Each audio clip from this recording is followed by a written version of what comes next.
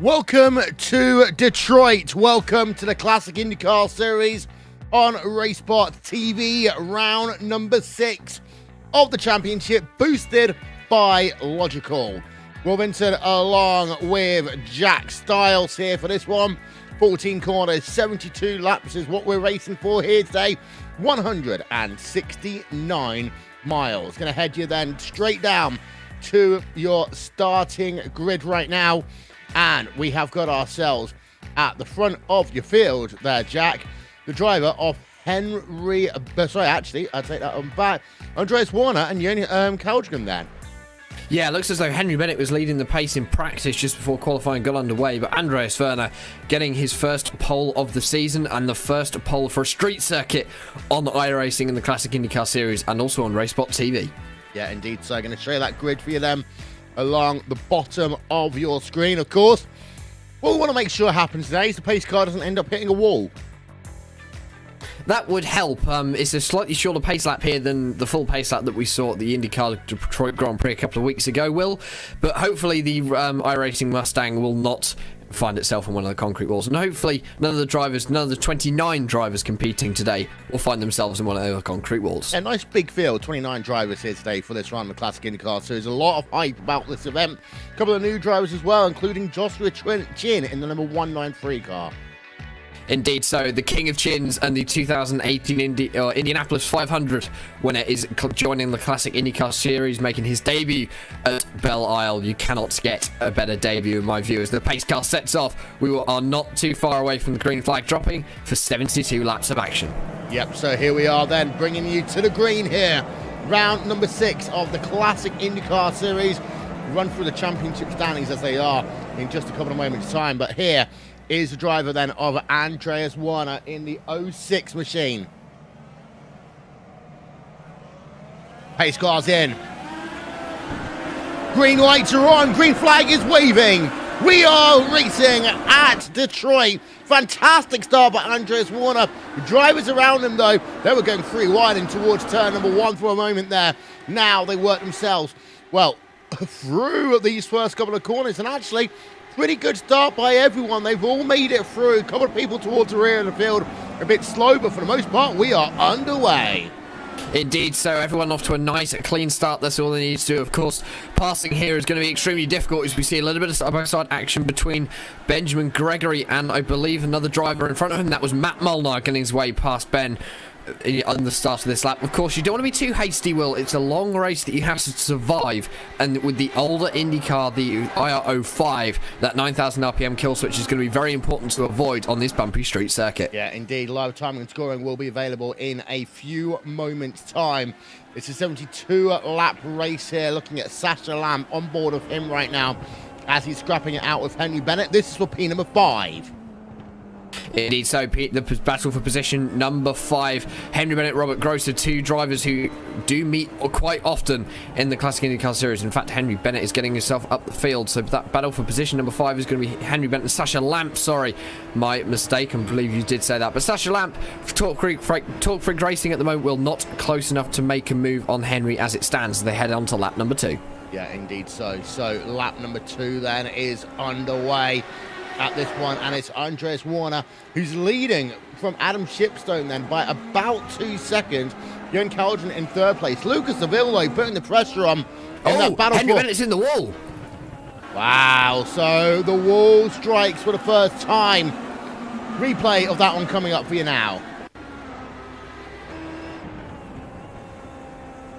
Talk us through it, Jack.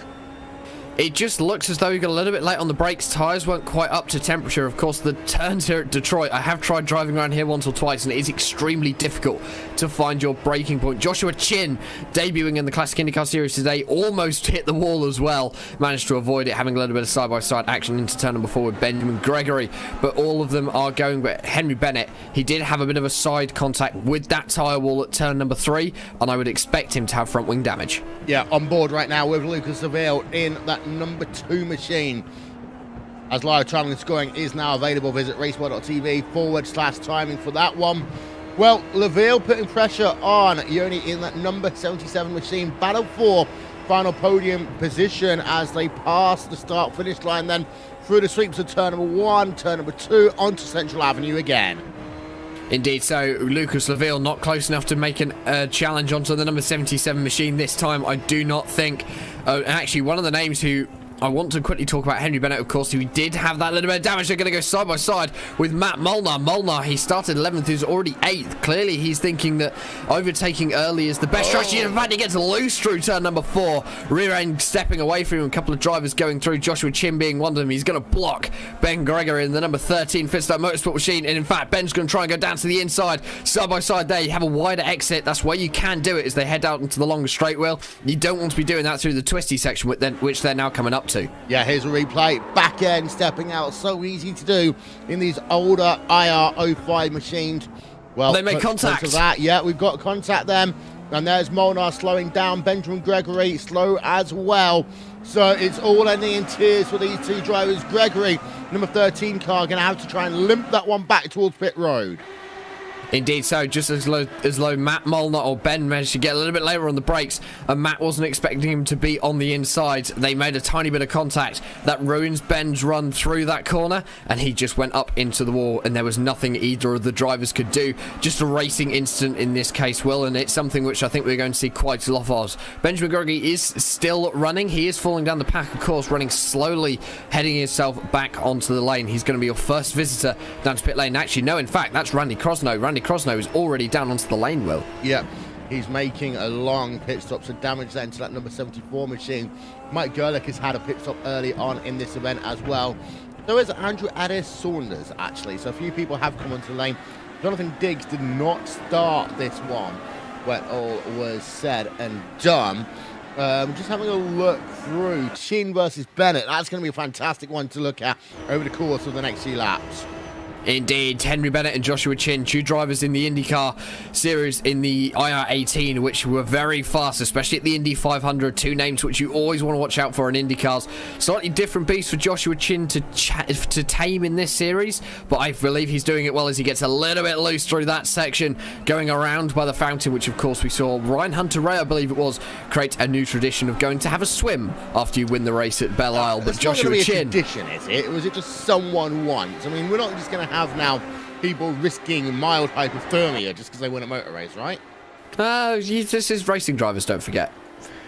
Drink some champagne, drink some milk, don't drink orange juice at Indy. Hi Emerson Fittipaldi, how is it going? But, you know, jumping into a fountain, whatever.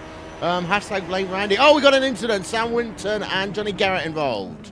Indeed, I saw Sam Winton had headed himself down to the lane in the number 17 machine. Not sure what happened there. I didn't see that Johnny Garrett was also involved. I'm going to go and have a look. Looks as though it may have been a single car incident, slightly separate. No, there was a tiny bit of contact, I think, between them. Oh, no, there's a lot of contact.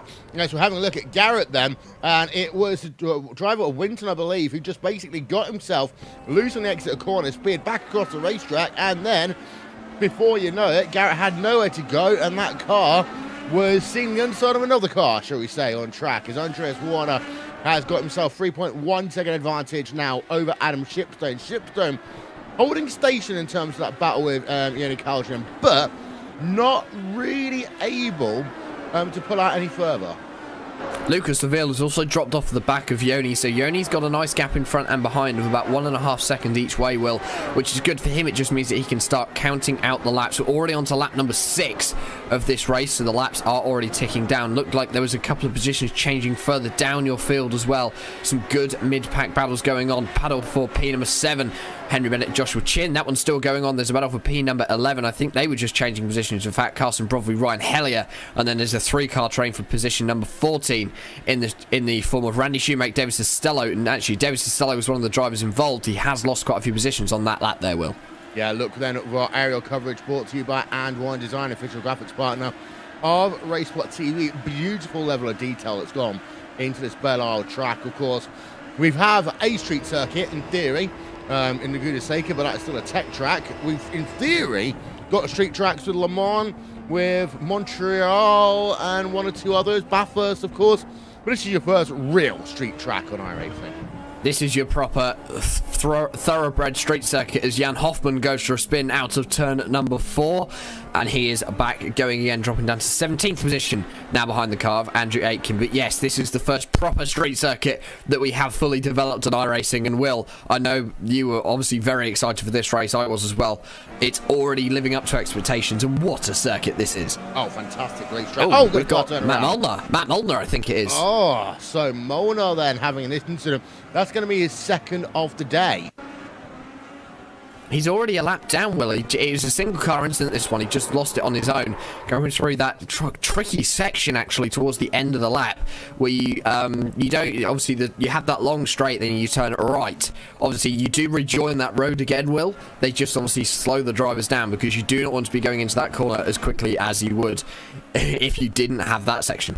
Oh, yeah, turn number 12 would just be almost impossible. Remind me a little bit of Portland, actually, in some ways, the way this track is laid out. Chin versus Bennett is still going on. Let's ride our first lap on board with driver then. Let's ride on board with Josh Chin as well, up to 152 miles an hour into this corner. Right-handed sausage curbs can really play havoc with your machine. And this is 8 into 9. Into 10 underneath the Continental Bridge. Turn number 11. Oh, bit of wiggle there for Chin as he exits 11 now. This is 12. Into 13 and onto Sunset Drive. Turn number 14 pretty much flat out. Fast start, finish line and into 1 and 2. This is, of course, turn number 2, where that pace car had that infamous incident now. And you just hear the bump though, Jack. You know, we're all mocking that pace car drive, but there is a bump just as you want to start putting the acceleration pedal down. I must admit, I did mock the pace driver quite a lot after that happened, and it's quite funny that I just go and do exactly the same thing myself. The bump on turn number 2, you don't realise how big it is until you actually drive a car over there, get on the throttle a little bit too early, and the car just snaps left. And it's something obviously the pace car driver couldn't avoid, no driver could avoid, and you can actually see the cars move. You can see them jump over the bump wheel as they go around turn 2, and you're still turning at that point. That's what makes it even harder. Yeah. As there is a look at this battle going on. Chin almost shoved one down the inside, but in front of Henry Bennett is Robert Grosser. So Grosser is in the mix here as well. Only about 3/4 of a second between a couple of them, and this is fantastic. Yeah, Robert Grosser as well, your 3-time champion of this series, as Andrew Wood gets himself past David Costello. David Costello down onto the pit lane in the 0584X machine, obviously to get some damage repairs. But Robert Grosser, always one of the greats to watch in the Classic IndyCar series. I think he's been struggling a little bit more this year. The wins haven't been rolling off as they were last year, Will, and I think obviously the caliber of drivers has increased so much in this over the last 12 months in this series, and it's great to see. I don't think Robert Grosser is going to be able to bring home a 4th championship. I think for the first time ever, someone else is going to win the overall championship in the Classic IndyCar series. As Josh Chin looks around the outside of Henry Bennett, and a side-by-side throw of the head between Sasha Lamb and Robert Grosser. This is going to bring Joshua Chin and Henry Bennett into this battle. Still side-by-side as they head into 6. Sasha Lamb on the outside. Robert Grosser gets loose and hard into the wall on the inside on the exit of that corner. Unlucky for him, he's got heavy steering damage on that number 1 machine. Yeah, he might have to park that one, to be honest. He might not make it back on towards pit road. He's still got quite a bit to go. Replay coming up for you then on board. Just what happens when you put that throttle down. Simple as that. And it looks as though he has parked it. Robert Grosser has taken the tow back to the lane in the number 1 Vortex Sim Racing machine, and, well, his day for a good position is done. Andreas Werner, though, someone who we need to quickly mention, Will, still in the lead, and he's now leading by actually 5 seconds over the Talk Street Racing driver of Adam Shipstone. And that's all you need to do. Keep it nice and steady and clean, and you'll be fine and get to the end. Yeah. Having a look at Andreas Werner right now, I say that gap is up now to over 5 seconds. The lap gaps. Well, he's putting away at a rate of about 4/10 of a second average right now. He gained half a second on lap number 7, lap number 8, 3/10 of a second on lap number 9. You can also stay social with us here on RaceSpot TV. You can use at Twitter, at RaceSpot TV on the Twitters, and /RaceSpot TV on Facebook as well. Let us know what you're doing this Sunday evening. If you're enjoying our coverage of this and other Racebot TV events, Joshua Chin's had a moment, and I think he might have just collected a wall. Let's have a look at a replay there.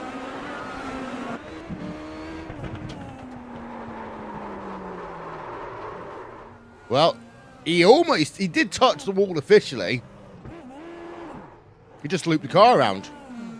Yeah, it just looks as though it was the same issue that Robert Grosser had, just a little bit too early on the power in the same corner. But Joshua Chin is back going again. The damage is minimal, Will, but he has lost a lot of time. He's dropped down to 9th position now -1 on where he started in 8th in the 193 Team Chimera machines. In fact, almost into the wall again there for Josh Chin. He is pushing to try and regain some time, but yes, unlucky incident for him, but the damage is very minimal. Yeah, look at that, 127 last time by for Josh Chin, so lost himself a total of 10 seconds to his fastest lap of the day. Now, strategy will be an interesting one, because these tyres, they can go off pretty quickly here.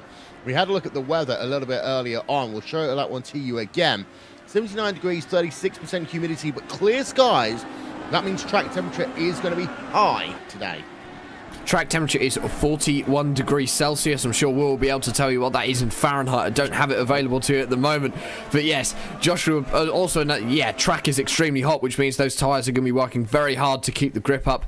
And of course, strategy is going to be important. Cautions are not going to be a thing here at Belle Isle today, Will, which means that it's all down to green flag racing, green flag pit stops, and how well you can save those tyres. 106 degrees Fahrenheit. There we go. So hot. Very hot. Saying that one. As Lucas Reveal is battling out still for 3rd place on track. Again, Calgin just ahead. We moved away from Josh Chin. I actually want to go back to him because after that moment, of course, he's now behind Hans Pickenen and John Elmsweimer. And let's see whether he can use the tools in the car, try and find a way to get himself ahead. But one of the most important things at this point is to just resettle that car down, and Chin not being too aggressive there through 1 and 2. You can actually see the car moving as he came through turn number 2, just wiggling over that bump that we were talking about a few minutes ago, Will. But yes, Josh Chin, all he needs to do is settle back down into a nice, steady rhythm, and he will be on his way back up through the pack. He's already shown that he can gain up the positions, and I'm sure that he'll be able to do the same in the following laps towards the end, or going up to the end of this race especially. He will be on full charge. Biggest mover and shakers so far in your race as well should be pointed out. No, we're not in the top 10. It's Andrew Aitken down in 15th. He is up 10 places on where he started. Yeah, a lot of that is due to the high level of attrition so far in this event. Those people who have had some form of issues: Andrew Wood, Johnny Garrett, Sam Winton, Robert Grosser, Mike Gerlicher, Benjamin Gregory, Matt Molnar, Randy Crosno, David Costello, Andrew Adair Saunders. So, yeah, that's over 10 drivers having issues in the first dozen or so laps in this event here today. 1, 2, I'll show you something. And this is Joshua Bard in the 16th position right now. We have actually got ourselves a onboard camera with him, a little bit more special one. This is actually, he says, it's not actually working when we try and go to it. There we are. We have got an onboard camera for him today. It's a little bit buggy, so we do apologise for that one. But this is virtual reality and iRacing on board with Bard right now there, Jack. And it's also the best way for the viewer at home to see how much also the driver is working as he comes through turn number 2. He's going to also be challenging. Here we go. This is a good place for you to see what it's like to even challenge for a position. He's going to go for a move on Andrew Aitken. He looks like he's got it down into turn number 4. But yes, as you can see, right-hand side of your screen, you can see how much the driver is working and also how close the walls are to the car here at Belle Isle. Yeah, indeed so. So Bard up into 15th place for the time being. His last lap, 1.5 seconds slower than his best lap here today. So the tyres are falling off pretty quickly. Yeah, I think the tyres are going to be almost falling to shreds. Andreas Werner, though, he's only last time around only a 10th of his fastest lap, which is the fastest lap of the race. I think a little bit further down the field, they are battling quite a lot, but there is also the fact that you have to bring into it is that the track is very hot, so the tyre wear is going to be high. Yeah, back on board then with Joshua Bard, number 23 Midwest car, as he works himself behind Randy Shoemake right now. Gap is 6 tenths per second. Oh, he hits the wall. And he's on towards pit road immediately. Well, that's not what he would have wanted to have happen at all. You can see bringing that car on towards pit road. Unfortunately, we can't get a better angle for that one for you now, but just hits the wall down at turn number 14 and straight onto pit road. Yeah, I think it's just a case of he went a little bit too deep into the corner. In fact, he did. That front left wheel had nowhere to go other than that concrete barrier because of the speed that he was taking in, Will. The speed that he was carrying through the corner was if he was going to hit the apex. If you want to go through that corner in the line that he took, you need a little bit less speed to make sure that you will not make contact with the outside wall. Joshua Baird has got the repairs done. He is back out on circuit, but he has fallen down to 19th position and also one lap down on your leader, Andreas Werner, who actually, his tyres clearly aren't going away, Will. He's just gone purple. Yep.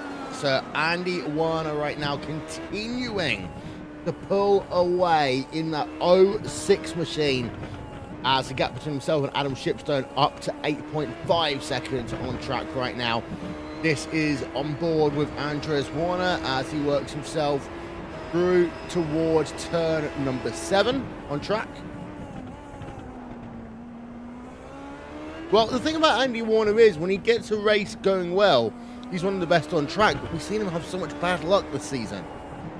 He has. He always seems to snag some bad luck from somewhere, and I don't want to put a commentator's curse on him, and I'm really sorry if I do, but at the moment, he's just having a nice, clean race. Of course, still a long way to go. 57 laps remaining in this race after this one. Also looks as though Carsten Brodvig has got his way past Ryan Hellier, or no, it might have been John Elmsweimer and Hans Pitkanen, not sure. One of them has changed positions. I think it might have been John Elmsweimer and Hans Pitkanen. Yeah, they had been battling at it a little bit earlier on. Ryan Hellier right now, NP number 10, trying to hunt down Carson Bodaway, and that is the battle for 9th place. Gap is 1 second on track over the last couple of laps. Well, Hellier had started closing down. He closed 6 tenths per second in 2 laps, but lost a little bit on lap number 14. Yeah, he lost about 3/10 of a second last time around. Let's see for the lap times to update, see how the lap times compare this time around. Ryan Hellier was just a fraction faster there, Will. Just under 1/10 of a second. So at the moment, gap staying pretty steady, but this is a battle we need to keep our eye on because Ryan Hellier has been moving his way up the field, but Carsten Brodvig is up 6, so he is on a nice charge. Yeah, let's ride the lap on board then with Hellier in 10th.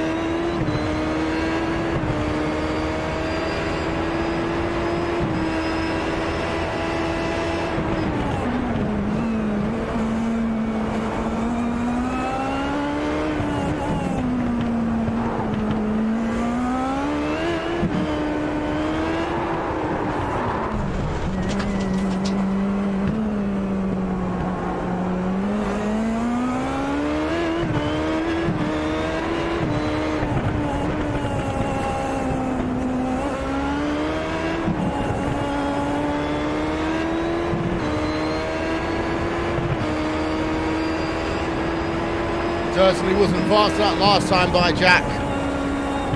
No, he made a little bit of a mistake through this through turn number 9, by the looks of it, turn number 10, that section, and it just means that he has lost quite a lot of the time. He was 2 seconds slower than Carsten Brodvig. That battle has halted for now, but your battle for position number 3 has all of a sudden come alive once again. Lucas Seville has closed the gap on Joni Kainen. The number 77 machine has been slowing down. Lucas Seville was 7/10 faster last time round, Will, and he is getting closer every time I look at that battle. Right, fuel tank is somewhere about 30 laps here today, so we are now over half a stint. However, track temp is a factor then, and downforce level is a factor of that one as well. You can run multiple downforce levels at this track because there's so many long, high, fast-speed straights. There are some people that will take the risk and then just tippy-toe around the stadium section around turn 7 through 11. Yeah, I think it's either go high downforce and you suffer on the straights, or you can go really low downforce, be very aggressive, but you do have to tiptoe and be very careful with these Indy cars. Obviously, of course, you don't want to go into a corner with no downforce on, go straight onto the power, especially out of a low speed one, and yeah, you might find yourself on one of Belle Isle's many concrete walls. But of course, downforce is a factor, so is tyre wear. I would expect to see that drivers will come in before that 30 lap point, and actually they'll be racing for tyres today and not fuel stints. Well, yeah, I was just doing the math there on the fly. They need to kind of make it to lap number 24, 25 to make it a two-stop race. So I think we're going to see a lot of people come in between lap number 25 and lap number 27 in this one. Josh Baird as well is down onto the lane. I don't know whether he's had an issue, Will. I think he might have done. Yeah, he's just got loose coming out of one of the many corners. Got a tight section of the circuit as well.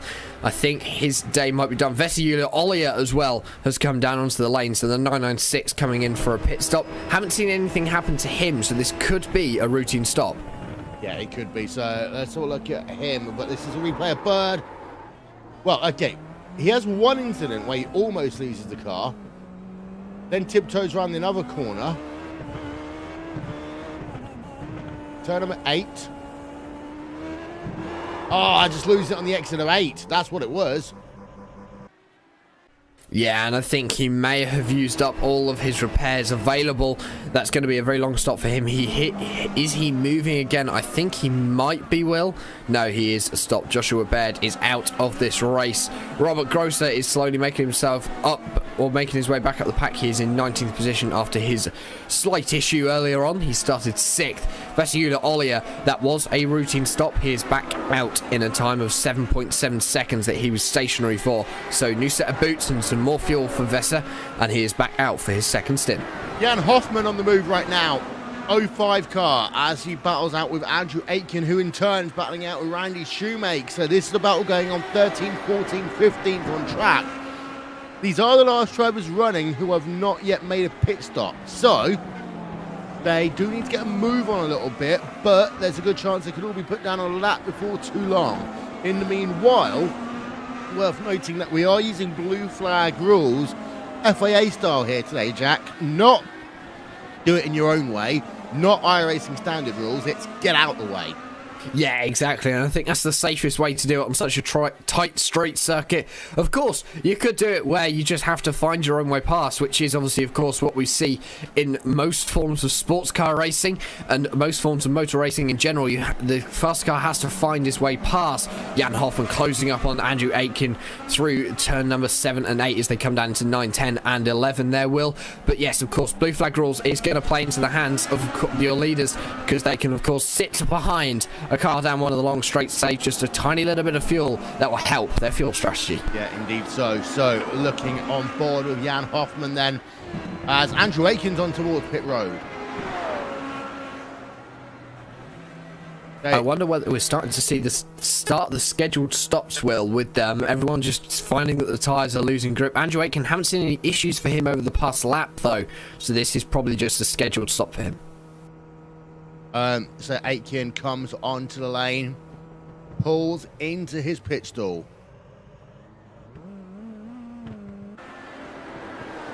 And you can't see anything there, but we can tell you that the car is off the jacks and out and away in 10 seconds. That's a scheduled stop for Andrew Aitken. He's back out running down in 17th position. Now, this is interesting to point out, Will. I believe he has stayed on the lead lap. I am not sure with that one. No, he's a lap down. He's a lap down? Okay, so if you're in the mid-pack, you are going to go a lap down once you pit. But of course, once the leaders come down onto the pit lane, you will gain that back. So all in all, not much disadvantage of pitting under green flag. And of course, you're not going to get any caution strategies like we see on the ovals. And yeah, okay, maybe you'd argue that we do need them at Belle Isle, but I think these drivers are being extremely sensible at the moment. And if they have an incident, just getting out of the way. Battle for position number 5, Henry Bennett, Sasha Lamp. That's one we need to keep an eye on. Yep, as Andres Warren at 12.2 seconds now ahead of Adam Shipstone as he starts his 22nd lap around this Belle Isle racetrack. Bennett versus the driver of Sasha Lamp is 1 second on track, as Jack just alluded to, and The lap gaps between the two of them, well, Bennett is closing. He's closed the last 3 laps now by a total time of 6/10. Bennett is always a driver you have to watch. Once he gets into a groove, he is extremely fast. He's usually a little bit more laid back towards the start of a race, Will. Doesn't take it as hard, just tries to find some pace, let everyone get all the adrenaline and all the anxious and anger out of their system, let everyone settle down, then he goes on the move. Battle for second position, Yoni Kine and Adam Shipstone as well. Those guys are now within a second, so we could have a change on the podium positions, but yes, Henry Bennett looking to move his way and gain back a position that he lost at the start of this race. Yeah. On board with Yoni Kine and their number 77 machine for a moment.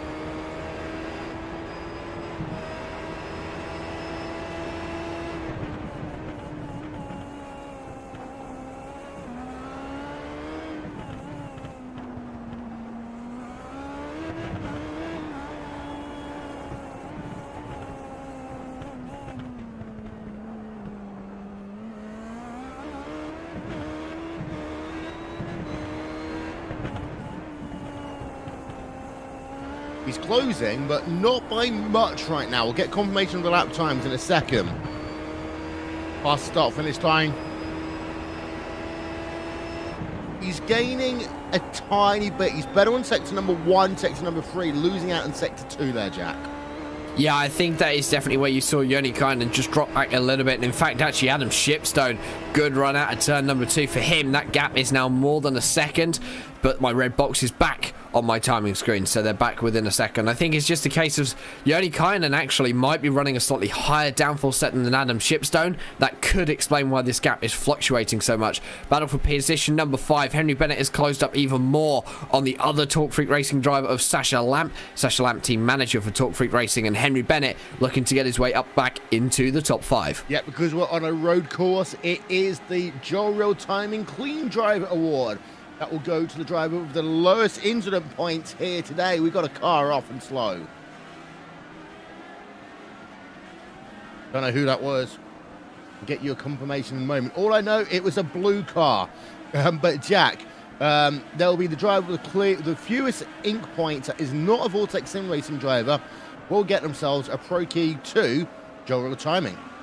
They will indeed. Joe Real Timing is an app that I recommend to anyone on the iRacing service who hasn't invested in it, and it provides everything from live timing, the one that I'm using, to live track maps. You can just, it's so customizable, you can do anything with it. Andrew Wood comes down to the lane to make his first stop of the race, Will, from 16th position, and of course, at the moment, there are so many drivers who are eligible for that Clean Driver Award, because it is the person with the least incident points, as you said, and I would actually say it's very difficult to get incident points unless you spin here at Belle Isle. Yeah, okay, this is Andrew Wood from earlier.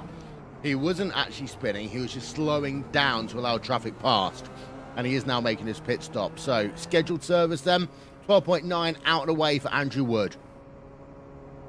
Indeed, so he is back out onto the circuit. Ryan Hellier pits from position number 10 as well. Lap number 23. I think we're going to start to see the scheduled pit stops happen in the next few moments. Lucas Seville, or Yoni Kynan, has dropped back off of Adam Shipstone. Gap now 2.5 seconds, but he has been left into the clutches of the Frenchman of Lucas Laville in the number 2, and also Henry Bennett, Sasha Lamp. That battle has just stalemated for now. I think this will all come back alive again once the pit stops have been completed. 027 car out of the way, 11.7 seconds. Ahead. Let's keep an eye out on your race leader, Andres Warren. He's got some traffic ahead of him that he's going to have to deal with this lap. No pit stop yet, though, for the driver of Andres Warner. Clean race for him. Oh, my word. That was almost not a clean race, sorry, for Warner. 2 cars angling just ahead. Yeah, Andreas Werner, very close to disaster for him. He does carry on nice and clean, car getting out of his way. In fact, actually, he went up into the wall when he did that on the exit of the corner. I believe that was Jan Hoffman. It was indeed. So Jan Hoffman makes contact with the wall at turn number 7 while he's letting the leader through, and he's now lost a lot of positions. 2 incidents in as many corners. Replay on board with Hoffman.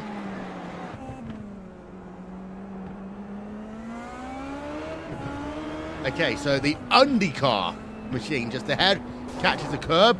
Needs some new undies after that one. Then Hoffman. I think just gets damaged, and he doesn't really know this immediately. Another car parking it, and yeah, and Hoffman then just trying to get out of the way, goes onto the marbles. Game over. Indeed, I think it's just one of those things that you can't really avoid. As soon as you get offline, we are a long way into this race now, so the marbles are starting to get flicked up as Jan Hoffman brings his number 05 machine down onto the lane.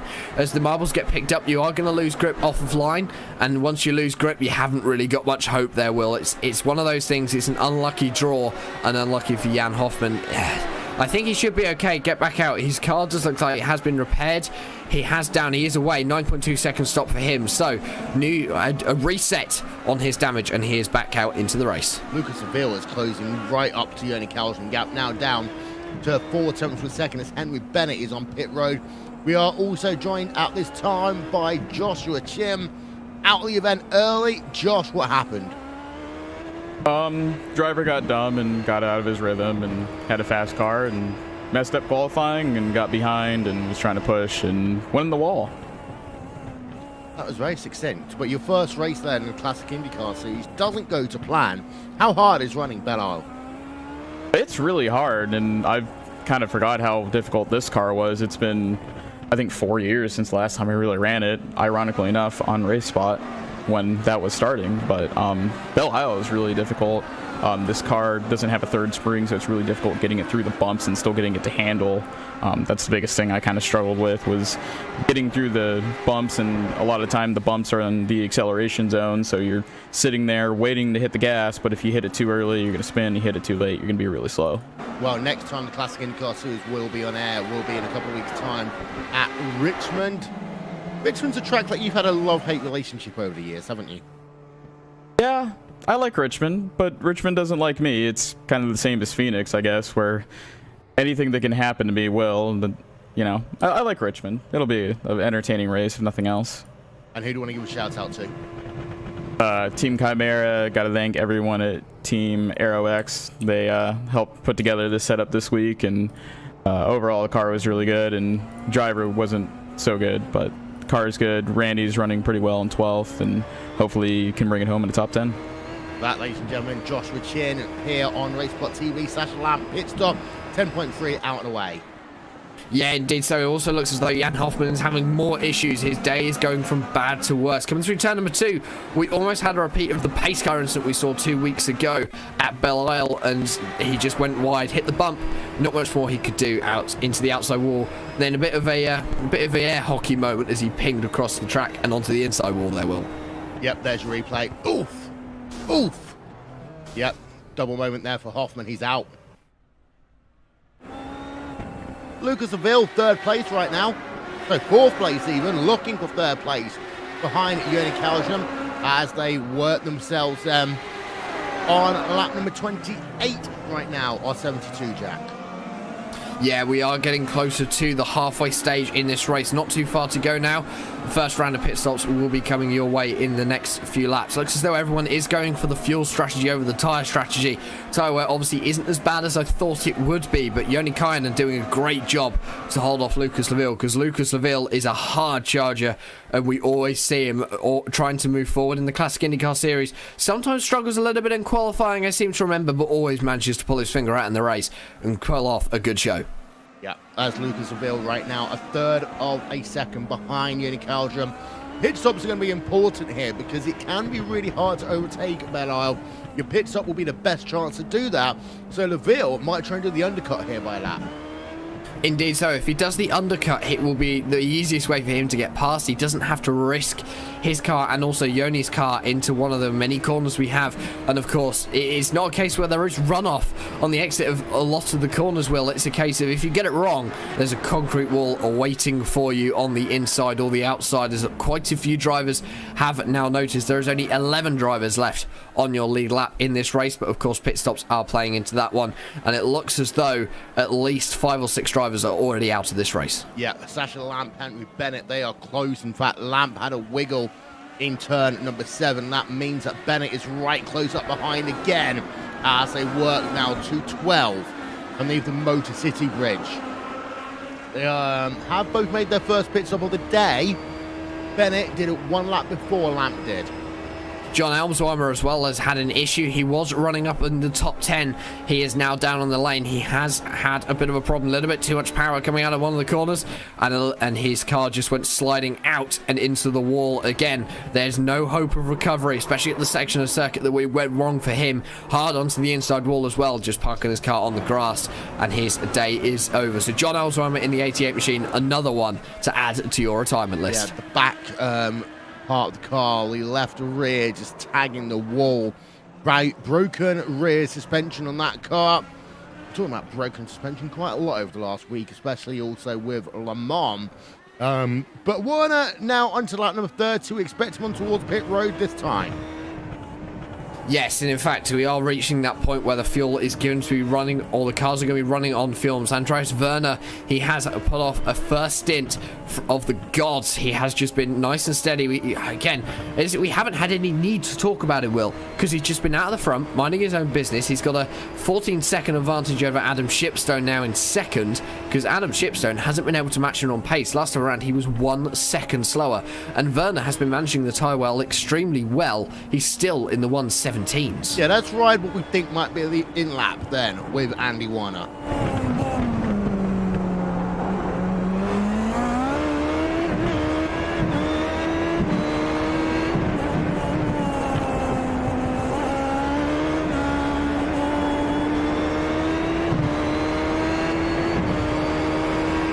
Or maybe not the in-lap this time, right? No, he's going to go for another lap on this stint. Can't be long now. And in fact, actually, on that lap, setting a purple lap time, fastest lap of the race on old tyres. Obviously, old tyres, but low fuel, so he's able to run. I wouldn't say it's quali pace, because his quali time was a 1 minute 15.691, but he is certainly setting the track alight on those worn tyres, and actually that's extremely hard to do. So Andreas Werner doing an excellent job at the front of your field. Yeah, lap number 31 for him right now. Yoni Carlson is on pit road. This will help Laville a little bit. Yeah, Laville has managed to get away. I think kind of might be going for the slightly shorter strategy than Lucas Laville. Lucas Laville has managed to save 1 lap of extra fuel, getting very close to the wall out of turn number 4 up into turn number 5. And in fact, you can see that his tyres are getting old there, Will, because he is sliding all over the place in that number 2 machine. Yeah, as Carlson comes back out to pit road, 11.7 second pit stop for him. As Andreas Warner, let's keep another eye on him then, shall we? Into turn number 12. 13. Pit road for Warner.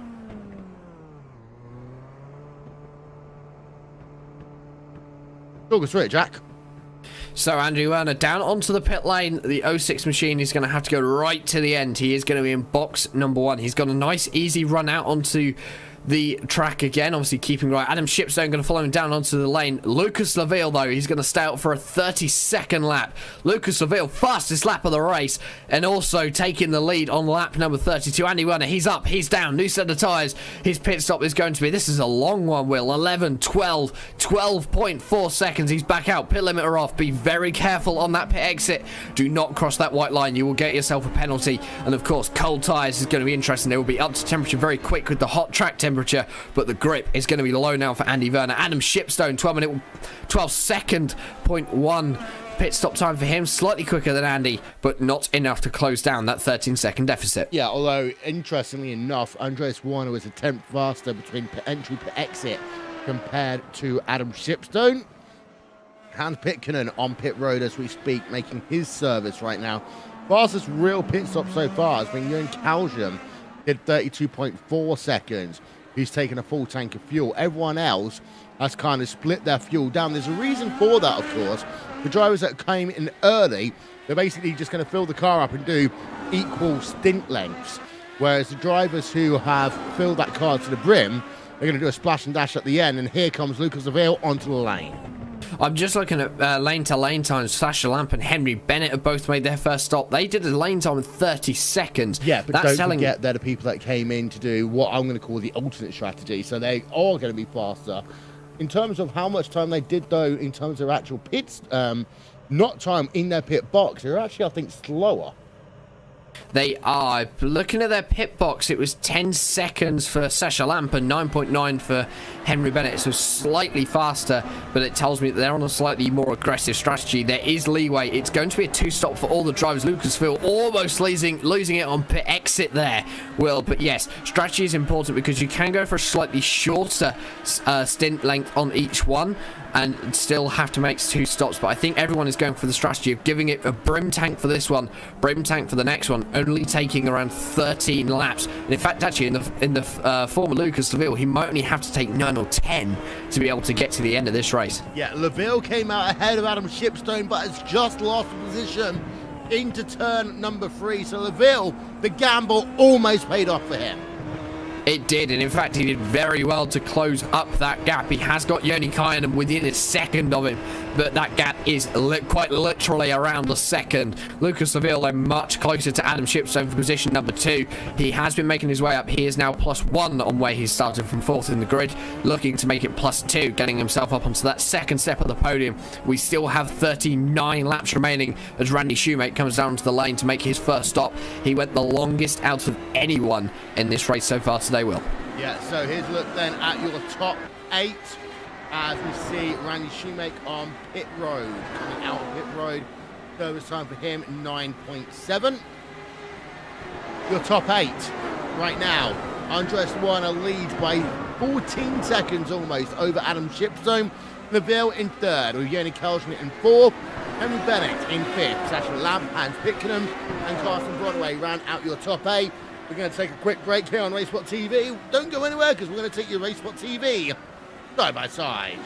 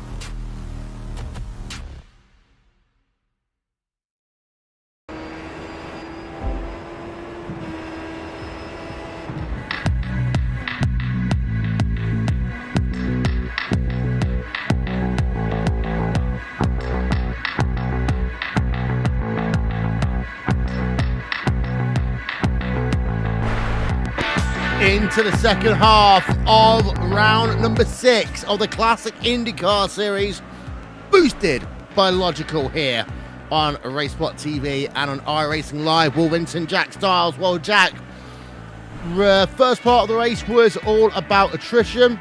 Second part of the race is all about hanging on. Indeed, so in the first part of the race, we have seen multiple retirements. We have spoken to one a few moments ago in the form of Joshua Chin.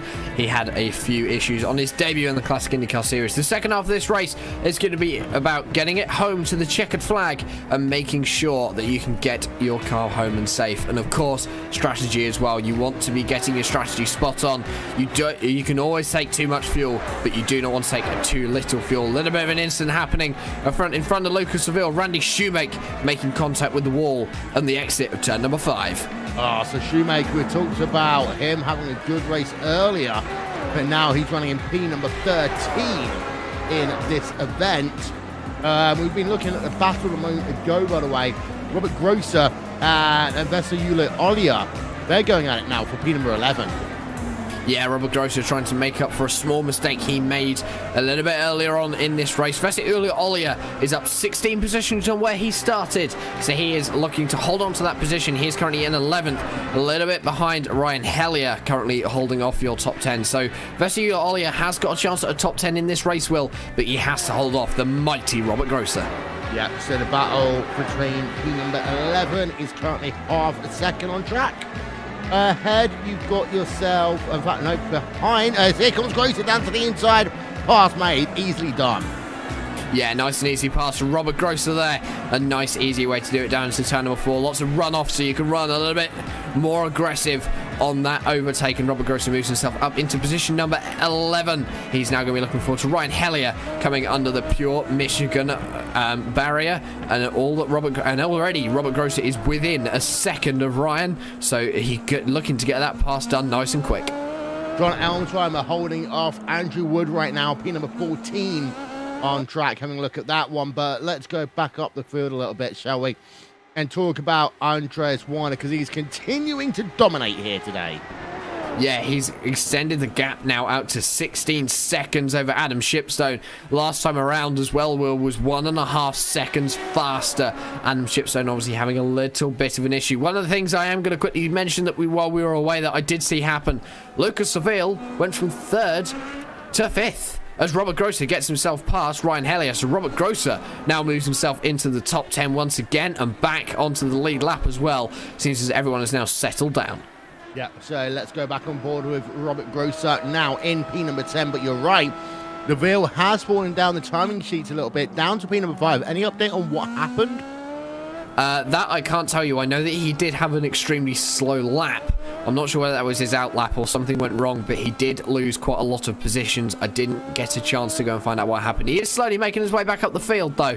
He is looking to challenge Henry Bennett, who is 3.5 seconds up the road. Although last time round, they matched each other more or less on lap times, just 1/10 difference.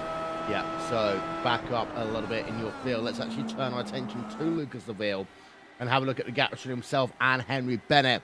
Well, he lost 1.4 seconds on lap number 37, and then he's lost a further half a tenth on lap number 38. So, Seville just looks as though he's struggling all of a sudden. I don't see any real damage to that car, though. I can't either at the moment, and it just looks as though maybe I don't know, what's happened? Maybe the track has started to rubber up, and the car just isn't used to it. Looking at the front end, the car looks completely clean. Nice straight wing for Lucas Seville, and same all the way around. No damage on the number 2 car. I think it's just a case of he had a bit of a bad lap. He has come back up to speed this time around, doing a 1 minute 18.117 there, Will. I just have a feeling he just had a bad lap and lost quite a lot of positions. Yeah, I can agree with that one. As Seville then remains in P number 5. Lost a quarter of a second that last time by Jos van der Ven, running in P number 10, although is now behind Robert Grosser, trying to stay ahead of Vesayula Olia right now. Although Olia last time by gained 3 seconds over Jos van der Ven, who did a 1:22.662. Yeah, Jos van der Ven, extremely slow lap from him. Oh my word! As Andreas Warner, he's lost the race lead. Something's happened to Warner. Replay up now. Oh my word! What's happened to him? He's had a moment. We need to find it there. Down into 1 by the looks of it. It does look like that indeed. Andreas Werner coming through 14 nice and easily under the Chevrolet bridge. Instead of 1, he got loose. Oh, the car snapped through turn number 1. Heavy on the left-hand side. And yes, his car on the left-hand side is heavily damaged, and day over for Andreas Werner. That gives Talk Freak Racing and Adam Shipstone the lead in the Classic IndyCar Series, but he has got Joni Kaianen 3 seconds behind. So, commentator's curse, I think that is there, Will. I'll tell you one thing, Andy Warner has about as bad luck in these races as Toyota did until this past weekend at Le Mans. Yeah, sorry if we just spoilt Le Mans to any of you, but of course... Toyota won when they're clearly going to win. They've got 2 LMP1 cars and they're in a hybrid. We're not spoiling anything. Nah, everyone knew it was going to happen, but Andreas Werner just hitting that wall of bad luck. He is back out and going again, but he has lost a lot of time. He's now down in 8th position. And the next car is Carsten Brodvie, 9 seconds up the road. So, bad luck for Andreas Werner. He drops down to P number 8. Adam Shipstone into the lead. Yeah, I mean, you might well have said that, you know, Germany won the football as well. Oh, wait a minute. No, that didn't happen, did it? Sorry, Germany. But Andreas Werner then, he's having to bring that car home on towards pit road. He has done himself a service. The issue is, though, he can just about make it to the end. He can. And Robert Grosser is down onto the pit lane as well. This is as early... Oh, no, it's not, because he made an early stop. This is a scheduled stop for Robert. So he's now going to tumble back through the field there, Will, because obviously he had to come and get damage repairs around 31 laps ago. So Robert Grosser's down onto the lane for a scheduled stop. I'm getting confused now, but yes, it just looks as though I think everyone's just trying to settle down into that rhythm. Andreas Werner hadn't just found it. Yeah, so Robert Grosser out and away then. And it's a time for him of... Let me just get my graphics up. 12.2 seconds. He can go to the end from here. He can. Yes, he can. This is going to be Robert Grosser's last stop. So yes, that is a good point. Very good point. He is going to have to run a full stint, though, whereas everyone else is going to be on around 10, 11 laps of fuel by the time they come down to the lane there, Will. So Robert Grosser is going to be an advantage disadvantage where he's going to be on low fuel and old tyres, whereas everyone else is going to be on low fuel and new tyres come the final stages of this race. Yeah, let's check out Carsten Broadway right now, number 35 machine, as he is battling it out with Hans Pitcairn. And gained 7 seconds at last time by. So Hans Pitcairn had a very slow lap like last time around here. A 127.118. Issues with the number 8 car. I think he got held up behind Werner, though. I'm just looking. I think he may have done. He did, yes, he did. Oh, in fact, actually, he had a spin, Will. That's where Hans Pitcairn has lost all of his time. He went for a little bit of a spin through on the exit of turn number 8. On the run down to... Oh, actually, no, sorry, it was turn number 10 that he went for a spin. So that is why Hans Pitcairn has lost all the time, and the Carsten Brodvie is now closing him down. Randy Shoemake as well, the number 3 machine, down onto the lane. He is stopped, looking as though he will make his final stop of the race after a 9-lap stint as Andreas Werner, 1 minute 17.1, fastest lap of your motor race so far. He's a man on a mission. Let's go on board and ride a lap with him.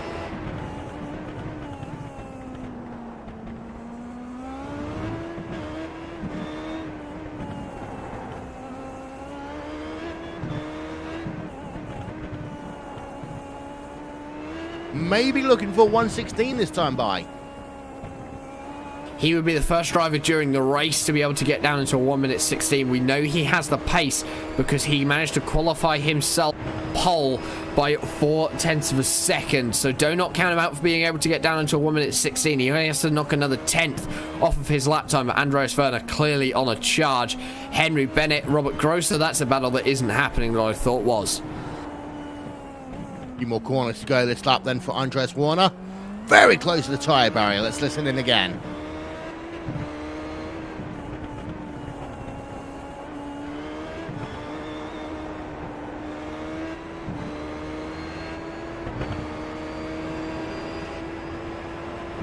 Slower by half a second.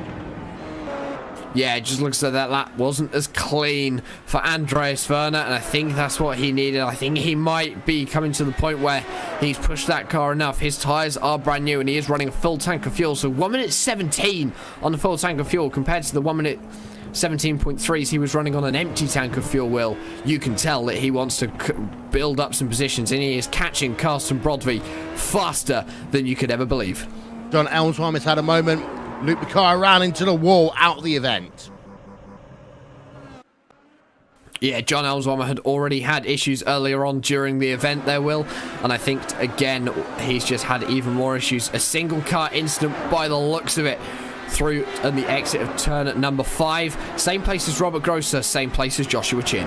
So we're now down to 19 cars, 18 cars circulating on track of the 29 who were eligible to start this event. To Lucas Laville, having a look at him right now, it's not a case of who's the fastest driver on track, Jack, because Lucas Laville has been the second fastest driver today, but how few mistakes you can make in this event. And I think that's why Adam Shipstone is currently up in the lead, because, okay, he's not been the fastest guy all day. His best lap of the race is still half a second off Andreas Werner, and his lap times at the moment are nearly a second slower than what Andreas is setting, but he's just been able to keep it nice and clean, and he's currently holding that lead. Gap is still around 1.6 seconds back to Joni Kainen. Joni Kainen, actually, in fact, is closing that down, Will, so we could have a battle for the lead on our hands. Yeah, as Joni, let's have a look at his laps, actually. Because the last couple of laps, he has been within touching distance. In fact, look at that. He's gained 7 tenths over the last 3. Yeah, lap times this time around. Adam Shipstone, 1 minute 18.240. Joni Kainen, 1 minute 17.8. So another 4 tenths on that last lap. Now on to lap number 46. Still a long way to go in this race yet. Well, almost a full field stint. So these drivers still have to keep it nice and clean, nice and steady, and nice in a rhythm. You do not want to be pushing 100% at this point as Robert Grosser gets his way past Andrew Wood for position number 11. Yeah, let's get ourselves a second look at that one, shall we? If we can. There we are. This is going to be then the driver of Robert Grosser on board of him. Oh, he's already made the pass by the time we go to the replay. Over Andrew Wood. Oh, no, we've got an incident there. That's what I just see. The 32 car Wood actually had a spin. He did. He had a half spin, I'd say, coming out of turn at number 11 on the run down to turn number 12 there. A little bit too early on the power. 9,000 RPM kill switch, I think, starting to kick in for him. And Robert Grosser getting his way past nice and easy. Effortless past there for your number 1 machine. His next target is Julia Ollier, but he is 14 seconds down the road, Will. I just don't think, even with the amount of laps that we still have remaining in this event, I just don't think that's possible, because that's almost a second and a lap, leaving around 7 or 8 laps to be able to get past before the checkered flag flies. Yeah. Our coverage today of the Classic IndyCar Series is brought to you by Logical Innovative Engineering, title sponsor of the Classic IndyCar Series. Coverage also brought to you in part by Joe Real Time, associate partner of the Classic IndyCar Series. And of course, our coverage today brought to you by And One Design, the official graphics partner of RaceBot TV. Next time the Classic IndyCar Series will be on track. We'll be at Richmond in a couple of weeks' time. Now, of course, Richmond is a track which is notorious for cautions. It can't be as bad as 18 like we had last time out, like at Milwaukee. I would hope not. Richmond is going to be a very exciting circuit. It's only a 3/4 mile long. And for anyone who watched Milwaukee just 2 weeks ago, you'll know that at a mile long, it still took a while to complete a green lap. So hopefully at Richmond, we do not see as many cautions as we did 2 weeks ago. But I think it's going to be an interesting race, fitting as many cars as we've had this season, Will, on such a short oval, going at such high speeds. Yeah, indeed so. So having a look then still at actually just looking at UCV Ollier right now versus Jos van der Ven. This is the gap for P number 10 on track, and Ollier is coming. Ollier is coming. I've been watching this for about half a lap or so, Will, and Ollier is quicker than Jos van der Ven at the moment. Does look like there is a little bit of lap traffic in front of Vesser as it stands. That is Randy Shoemake. Randy Shoemake should be getting out of the way, but in fact, actually, I think they are all on the same lap as Sasha Lamp brings his car down to the lane with 25 laps remaining, just a 21 lap stint for him. I think he's trying to split it half and half to save his tyres. Yeah, I think so. So Lamp then making himself his second service of the day. Let's go and give a little bit of attention to that one. Engine revs, out and away. And also just looking, just keeping an eye on this battle between Vesiula Ollier and Jos van der Ven. There was a car in the wall on the exit of turn number 4, I believe. That is Benjamin Gregory. He has taken it down to the lane. His day is surely over now, Will, because that's the second incident he's had. I don't think Belle is treating him very well. He is running down at the rear of your field, a number of laps down. Yeah, indeed. So actually talking about Benjamin Gregory, he actually didn't meet the qualifying target time until he got into this session, Jack. So leaving it late to even get himself into the event. Yeah, obviously, one thing that has been kept a little bit hush about this event is that the drivers had to complete 10 laps to qualify to race at Belle Isle because of the difficulty of the circuit. Don't forget that the drivers have only had access to this for 2 weeks, and learning such a difficult circuit in such a short period of time, being able to drive it consistently for over 5 laps is hard enough, over 72 is another. I think Benjamin Gregory is just struggling to get to grips with this circuit, Will, and I think that's definitely showing. He qualified very late for this event. Everyone else getting it done during the week, making sure they had plenty of practice. Lamp stay on board of him then through 13-14. He's close, within 0.3 of a second right now, but got a lot of work to do to try and find the speed. Now, of course, this is an older style IndyCar, so you haven't got the magical push to passes that you can use compared to the IR18 Jack.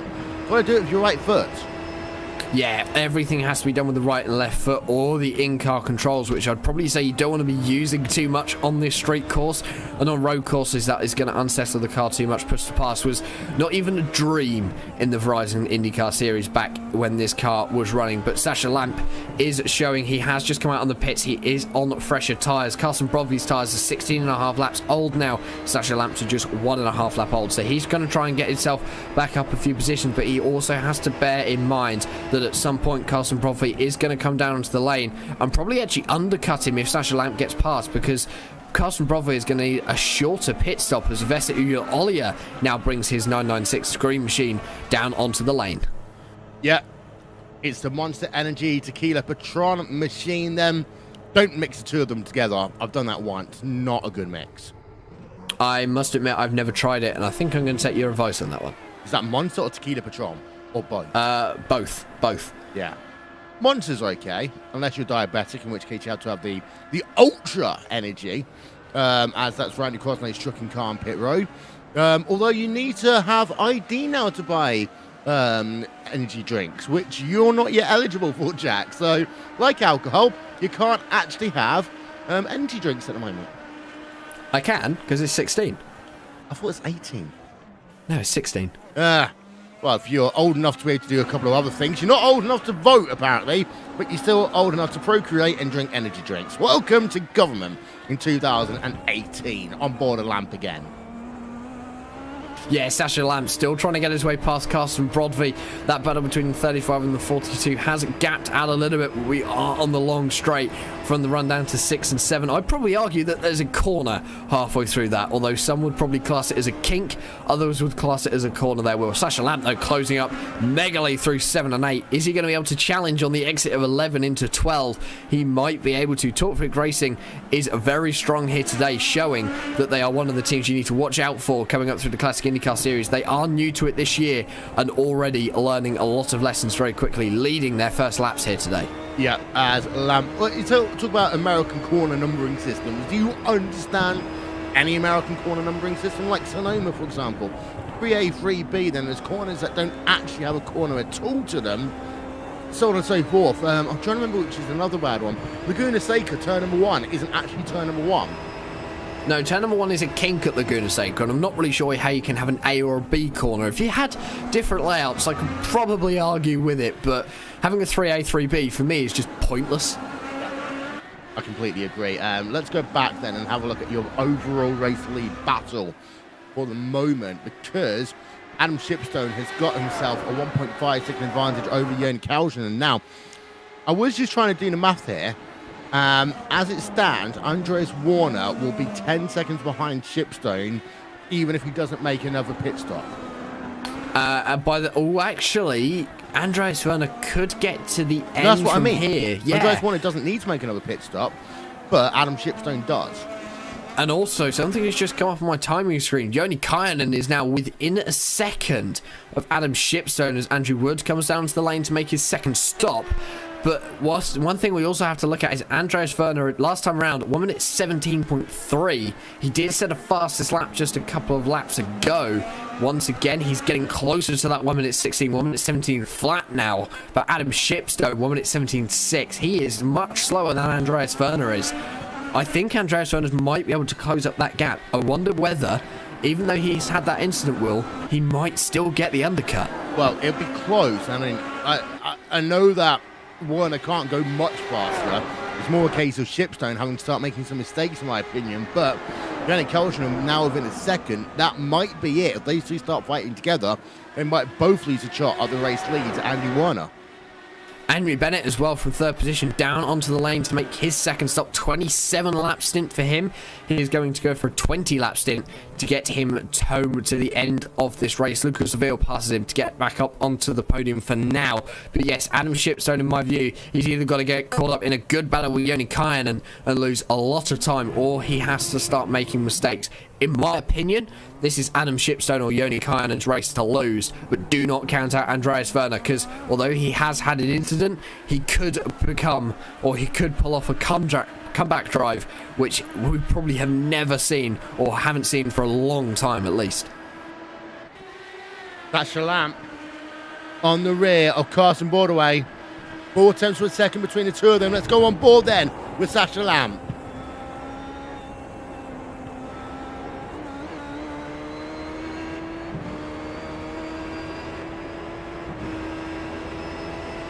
It just seems to be, Jack, that some of these drivers can get within about 4 tenths of a second on sector 3, but they can't hold it through the high-speed turn 1 and 2.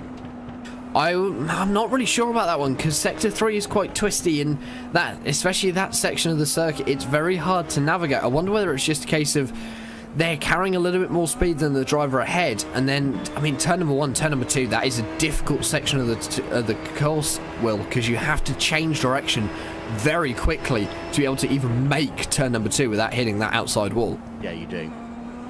As we're staying on board of Lamp for the moment then.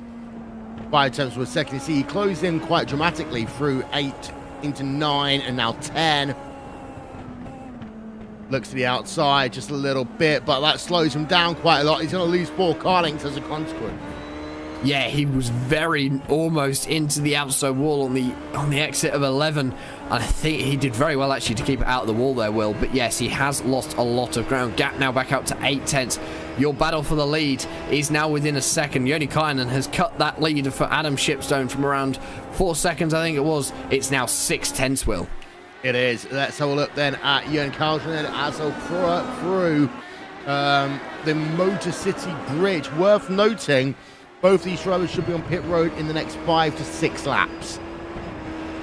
Yeah, their stint lengths. Joni Kynan is 1 lap longer than Adam Shipstone, so I'd expect to see Joni Kynan down onto the lane first, and then Adam Shipstone down onto the lane after him. Adam is going to have to take around, I think it's about 15 laps of fuel. Not even that. I think it's going to be about 13 laps of fuel for him to be able to get to the end of this race, Will.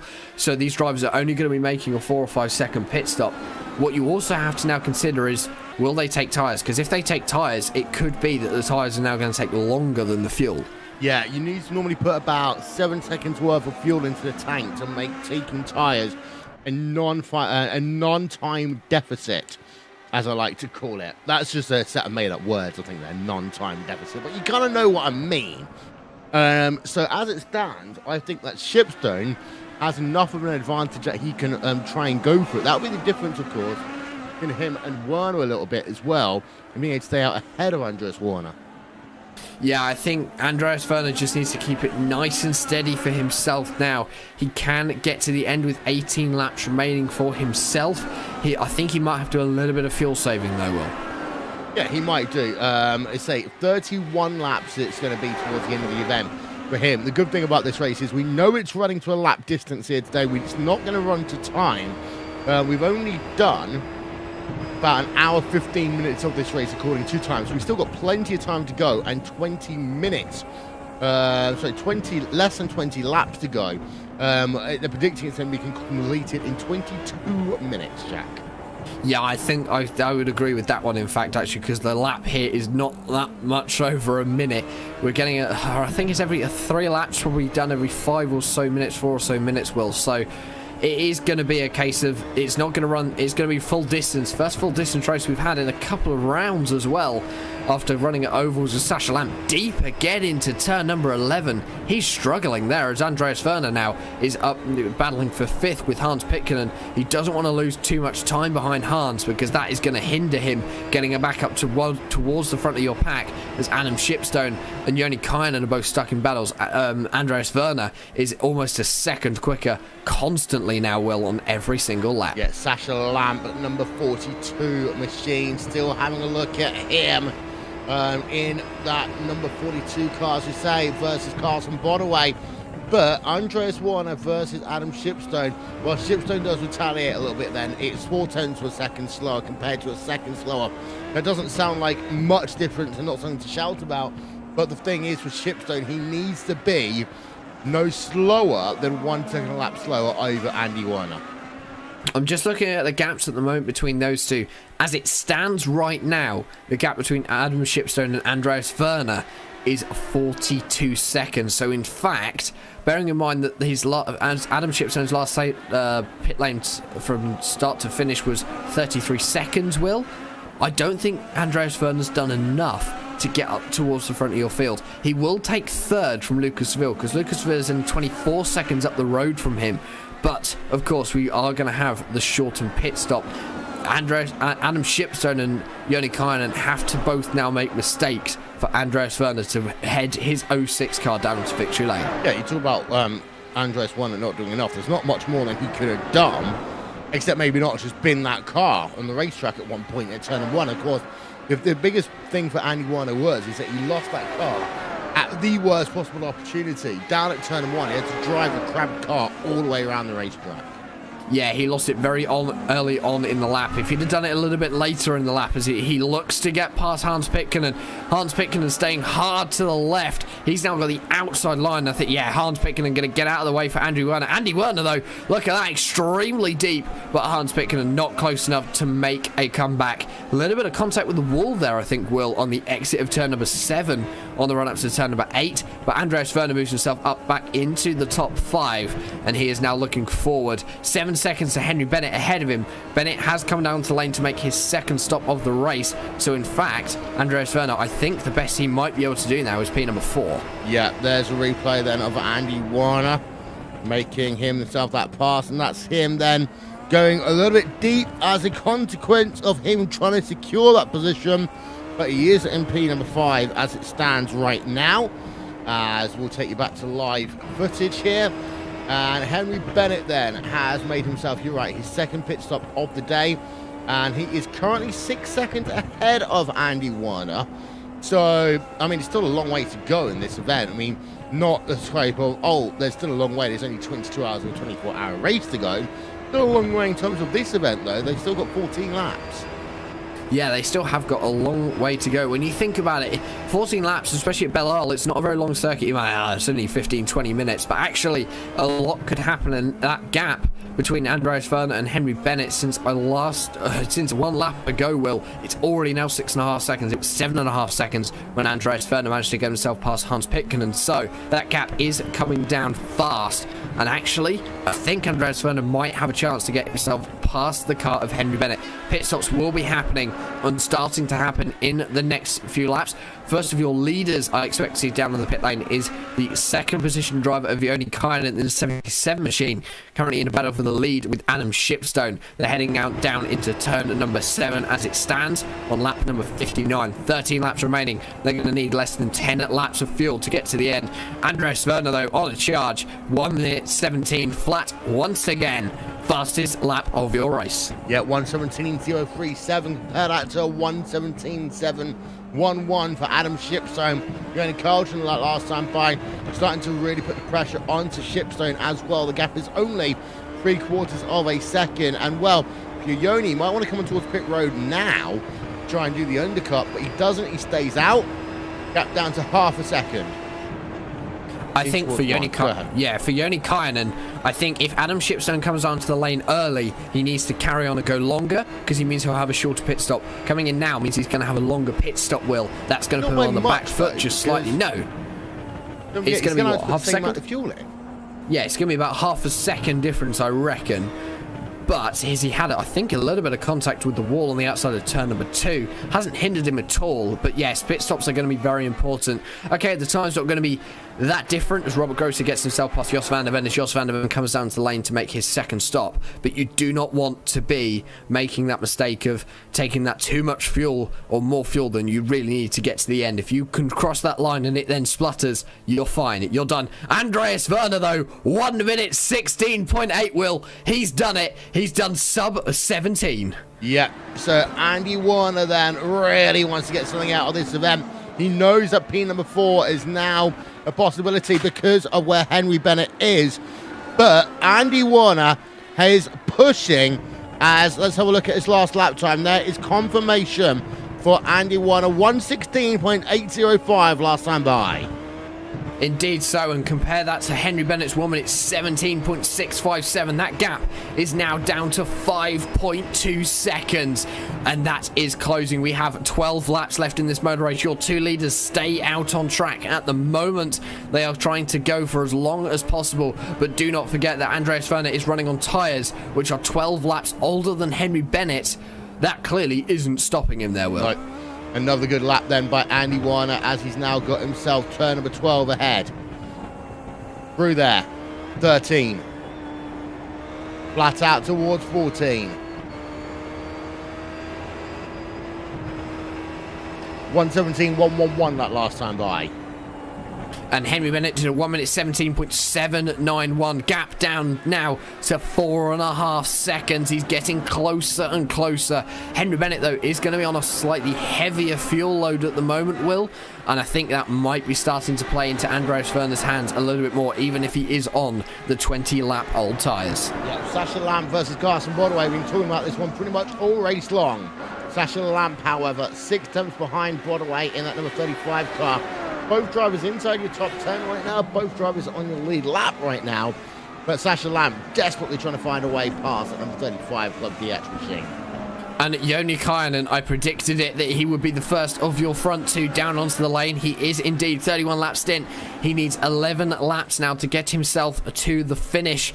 Adam Shipstone has gone for 1 more lap. If he does a 31 lap stint, I expect him on the lane this time. Lucas Seville going to go past, inheriting second position. Did a 1 minute 16.874. So he is now the second driver in your race to be able to get down into the 1 minute 16s. He almost got the fastest lap of the race there, Will, on the old 30 lap old tyres, excuse me. Andreas Werner still holds that one though. Joni Kainen back out and running.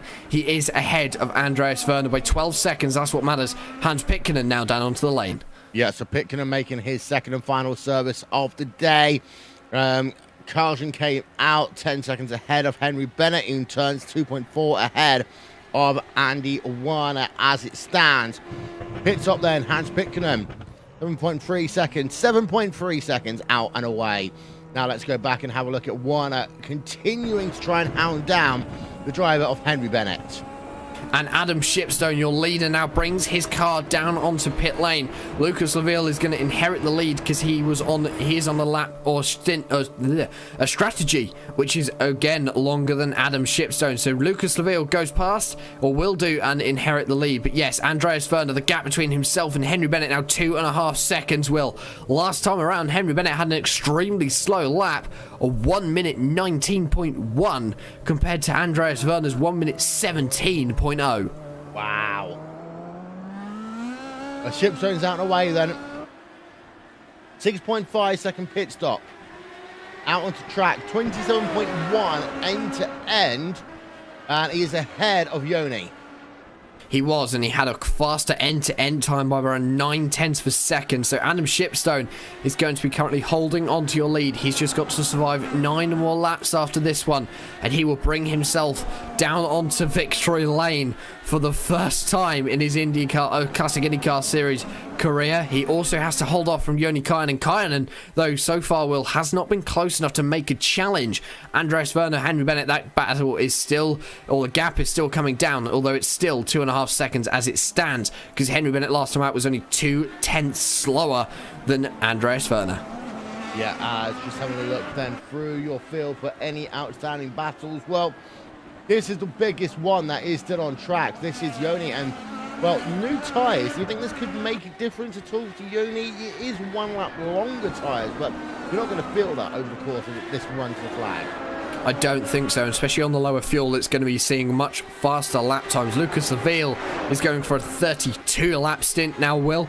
He's going to have to take even less fuel. He has got a lead of over Adam Shipstone of 9.5 seconds. He isn't going to hold on to that one.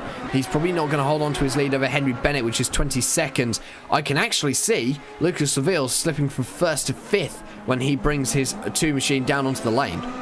Yep, there is Lucas Laville.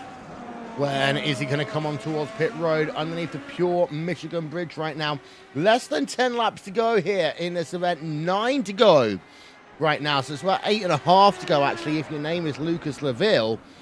And you've got to wonder whether or not this was the best choice for him going ultra long in this event. I'm not sure. I think it might not have paid off for him. Of course, he is going to have to take a minimum amount of fuel, but I would probably say that he is going to change tyres, and in fact, the tyres is going to take longer than the fuel, but at this point, well, 8 laps, although if he does fuel only and stays on this set of tyres, which is an option for him, he's still doing 1 minute 17s. I think he could do it. He's going to bring his car down onto the lane this time. Going to be interesting to see what strategy he goes with. Yeah, so on towards pit road then for the final time for Lucas Laville. You got the time graphic up for him. He should stay ahead of Warner. I think he might be behind Bennett, though. I'm not sure. We're going to wait and see. The gap is coming down. He's gone for the fuel-only strategy. 4.8 seconds stop. He is out.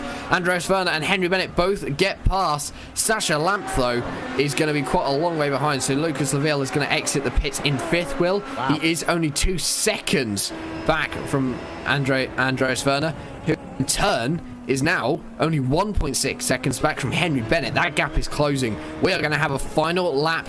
I think we're going to have a final lap battle between those two. And also, Adam Shipstone, Joni Kynan, and that battle's still going on. That is going to go right down to the wire. Yeah, here's a look at your top 8 as it stands right now. Adam Shipstone leads the way. Not by that much, though. We can tell you that one. Cauldron in 2nd place. Henry Bennett in 3rd. Andy Warner in 4th. Lucas Laville falls back into P number 5. Sasha Lamb, Hans Pitkanen, and Carson Broadway round out your top 8 as it stands right now. We don't need to have a driver of the day here today, but of course we do have the Joe Real Timing Clean Driver Award. And I think that Shipstone, in my opinion, is probably closest to getting that. I can see about 7 or 8 drivers currently on my timing screens who would be eligible for that award. I'm not sure how it is chosen, though, so I'm not going to comment on who wins it. But if it comes down to the person who puts in the best performance, I think Shipstone, he's just had a nice, clean race. He's learned so much since joining this series. He didn't join it right at the start either. He joined after the first couple of rounds, Will, and he has already proven that he is a very fast driver, very capable driver here at Belle Isle. But Belle Isle is a very technical circuit. Andreas Werner once again going even quicker. The gap between himself and Henry Bennett now down to a 2nd, and that's because last time around he did a 1 minute 16.695. His car is getting quicker and quicker every single lap. He has 6 more laps remaining in this race after this one. And he's now fighting to be on the podium again. Bennett is the driver that is stopping him from doing so. The gap is 1 second as they work themselves towards turn number 7 and 8 one more time. There'll be 6 to go at the line, and Werner, well, this is where Werner makes a lot of mistakes over the past, though, so he's got to be careful not to overdrive this car. Yeah, he just looks as though he is taking it a little bit more cautiously now as we come to the end of this race. That gap is still coming down. Now it's 8 tenths. He's in the draft range and he is closing it even more. This fast section, that gap is coming down even more, Will. So Andreas Werner looking to get himself past Henry Bennett. 6 laps remaining now in this race here at Belle Isle. And I must say, what a debut it has been for this circuit on RaceSpot TV. Oh, it's been fantastic racing here today. retirees, well, we've had a lot of them. Ben Gregory, Johnny Garrett, John Elsweimer, Klaus Peterson, Josh Chin, Jan Hoffman, Dan Winton, Joshua Bard, Randy Crosno, Matt Molnar, Dave Costello, Andrew Ellis Saunders, and Jonathan Diggs. Yeah, Jonathan Diggs didn't even take to the start of this race. Everyone else finding trouble mostly with those concrete walls, which I was talking about earlier. Andreas Werner very close to the concrete wall through turn number 7 there, or turn number 6, sorry, as we run on the rundown now to turn number 7. He is even closer this time. 3/10, not close enough to make a move. Next lap, Andreas, I think turn number 7 is going to be where he tries to put in the move. That's if he gets good enough traction onto these long straightaways. He's got very good traction though into 9 and into 10. Oh, it almost looks like he could try to do the dummy there and slide it down the inside at 10, but it can be so difficult as they now work towards 12. Bit of a wiggle there for Warner through 13. You don't really pass through 14. And starting a new lap then, 5 more to go. 5 more to go indeed into 1 and 2 once again.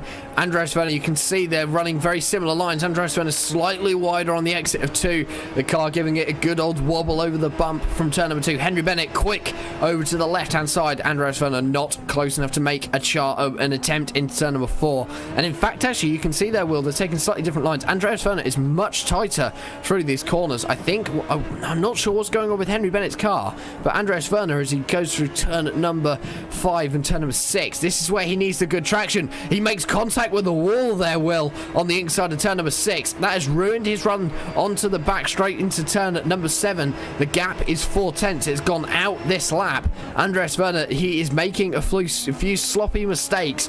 That's not what we want to see in the closing stages as he tries to get himself back onto the podium. It's not there for Warner as he is continuing to push though in that 4th position. Let's go back to your race leader for the moment.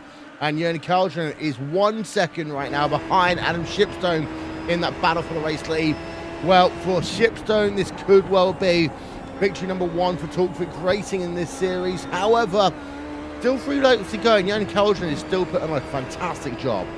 Yeah, they're matching each other for lap times. Gap is still around the 1 second mark. Last time around, both doing a 17.4. So they're both still running pretty cleanly. I think they just decided to settle down. And in fact, battle for position number 3. Henry Bennett going to be defending the inside line. Andreas Werner going for the undercut. Henry Bennett wide on the exit of turn number 4. Andreas Werner into turn number 5. I think he might have got the move done there, Will. No, Henry Bennett's going to come back, but Henry Bennett goes deep. Almost into that tyre barrier. Andreas Werner moves himself back onto the podium. He goes deep. Can Henry Bennett capitalise off that on the run down to 7? I think he's going to try to. He's going to be looking left. He can't go right because of the concrete wall. Andreas Werner sticks right. Henry Bennett goes left into turn number 7. Henry Bennett trying to go around the outside, almost making contact with the wall. Andreas Werner spins. Werner spins, and he is out of this. Not out of this event, but he drops down to position number 5. Lucas Laville now getting himself up to position number 4, and almost again. Wow. Having a look at Andres Warner then on board of him. And this is where, well, we're going to replay for quite a while actually to give you the full experience on board with Andy Warner, because they were side by side for a long time before Warner spun his car. Warner has lost 1 position to Lucas Laville, by the way, through 1 and 2.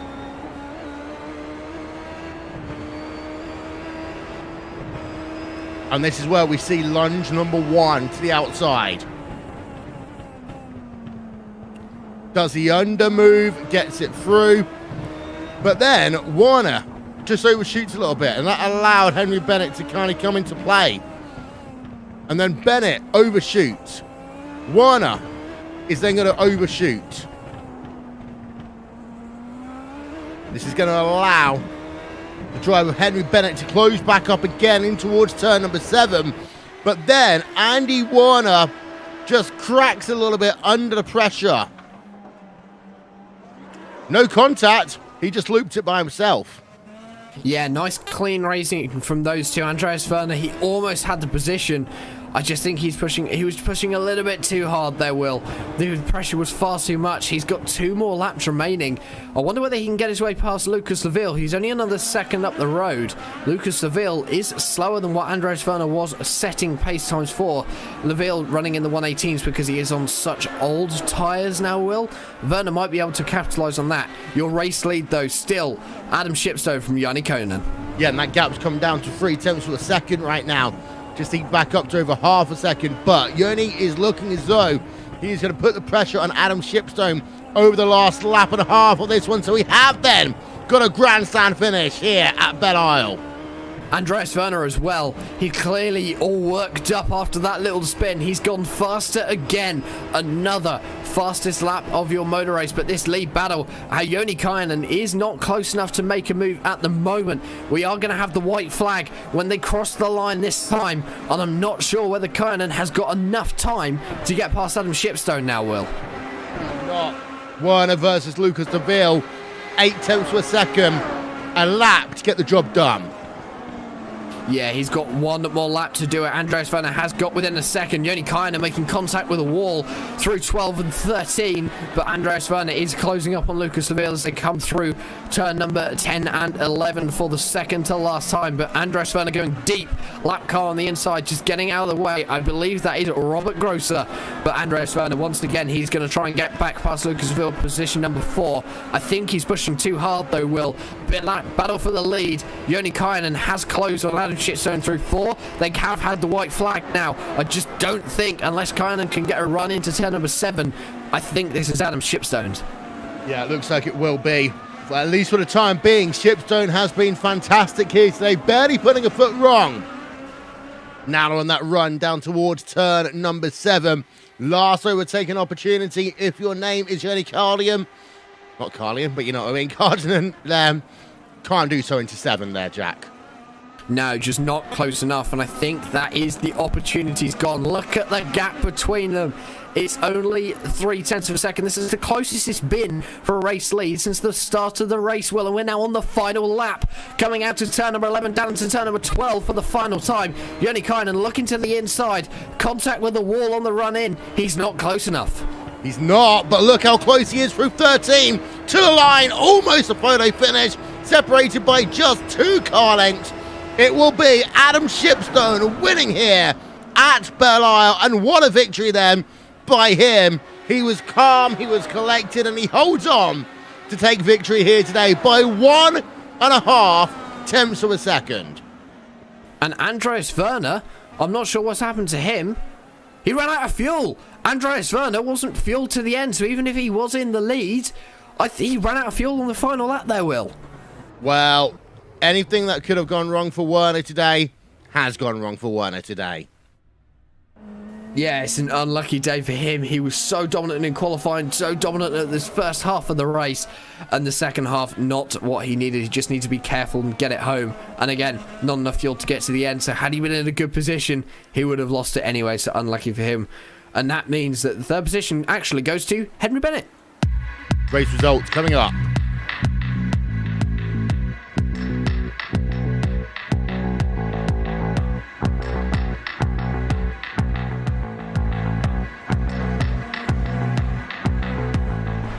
Only 8 drivers finished on the lead lap here today. Adam Shipstone is your winner, winning out by 1.5 of a second over Yoni Kaljan. Then you got yourself Henry Bennett in 3rd, Lucas Deville in 4th, Sasha Lamp runs out your top 5. 6th place will go to Andy Werner, Hans Pitkin in 7th. P number 8, Carson Broadway, 9th, Robert Grosser, Jos van der Ven rounding out your top 10. There's the rest of the results coming up on your screen. We will step aside for a couple of moments here on Racesport TV and on iRacing Live. Get ourselves ready for some post-race interviews. This is the 6th round of the Classic IndyCar Series from Belle Isle, and we'll be back in a few moments' time.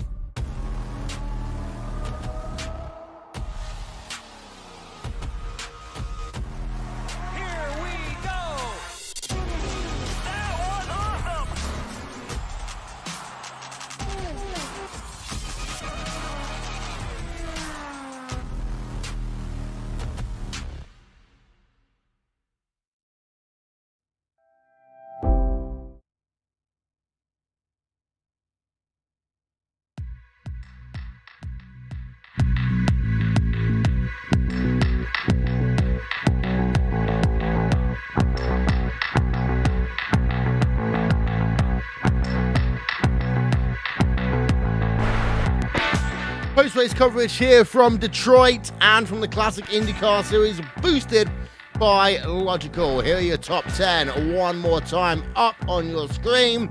Race winner, Adam Shipstone, stood by with Jack. Adam, first of all, congratulations on your very first win in the Classic IndyCar Series. You got that one off luck, I would say. Andreas Werner hitting bad luck. Those final stages, though, we saw you under pressure from Joni Kainen. Were you ever scared that he would be able to get his way past? Yeah, I had a couple of paces in the race. Just tried to settle into a rhythm and keep the car at the barriers. As for the 77 car, I didn't think I'd hold him off for much longer, to be honest. And obviously, Belle Isle, it's such a difficult track because of the bumps, and I mean, we haven't yet seen a race with this IRO 5. It must be difficult. That's probably the most difficult thing I've done in iRacing. It's so bumpy, the walls just seem to get ever closer. The race distance felt like it was getting longer and longer, I'm sure of it. And well, obviously, 2 weeks' time, we're going to Richmond for our second short track race of the season. I'm guessing it's just going to be a case of get as many points as you can, because you're going to move your way quite a way up the championship standings with this win today. Yeah, ovals aren't my speciality, so try and learn from my teammates, Sasha, and see if we can move up during the oval races. Oh, well, before we go and let you celebrate with Talk Freak Racing, who would you like to give a shout out to today? Yeah, big shout out to our sponsors, GBE and Link, and everyone else in the team. Well done all, it was a great race. There you go, ladies and gentlemen, your winner today from Detroit. First time on victory lane for Adam Shipstone and for Talk Freak Racing in the Classic IndyCar Series. Back to you, Will. Yeah, indeed. So, just one thing I want to notice, it was Adam Shipstone who won, by the way, not Joni Kainen. The US flag hasn't got the right number of stars on it. I didn't spot that.